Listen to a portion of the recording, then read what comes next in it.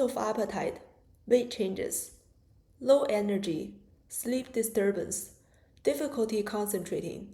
These are the classic symptoms of major depressive disorder. But here's the complication. There are also symptoms of anxiety, eating disorders, trauma-related responses, ADHD, substance use, and even medical conditions. So how do we actually distinguish depression from other disorders, especially when someone may have more than one condition at the same time? Let's take a closer look. One of the most important things is to understand this. Diagnosis is not based on a single symptom. It is rather based on a group of symptoms, their duration, intensity, and impact on functioning. For example, appetite changes alone does not equal to depression. In major depressive disorder, we typically look at persistent low mood or interest lost in the last at least 2 weeks. Those symptoms present most of the day, nearly every day, and they are causing notable impairments. So the core features matter. We don't just count symptoms, we examine the pattern. The underlying mechanic matters. And here's where clinical reasoning becomes critical. Let's use the weight loss as an example. If weight loss is driven by body image distortion and the fear of weight gain, we are likely looking at signs of an eating disorder.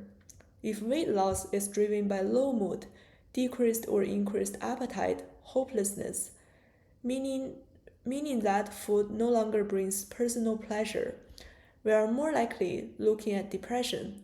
On the surface, the behaviors look very similar. However, the psychological mechanisms are quite different, and that differences changes our treatment approach. In assessment, we often ask, what function does the symptom serve? Is overeating happening because there's emotional numbness and need for stimulation, or is there a binge-restrict cycle rooted in the shame? Is behavior of social withdrawal happening because the person feels worthless and exhausted, or if they fear judgment in social setting? Understanding function helps us avoid mislabeling. It's also very important to acknowledge that coexisting disorders are not rare. They're actually quite common.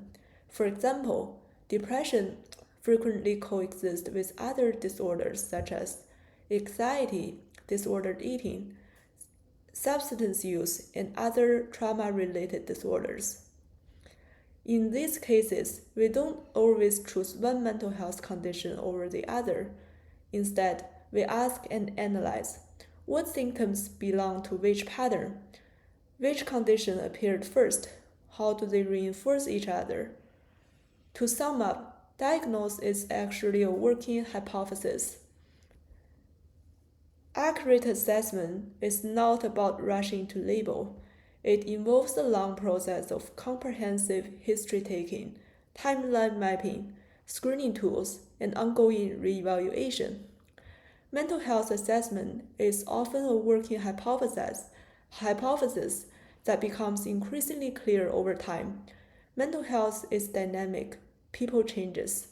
So I'm curious, were you aware of how much symptom overlap exists between mental health disorders? And do you think we sometimes oversimplify mental health disorders in conversation? Let me know of your thoughts in the comments below, and I'll see you in the next video.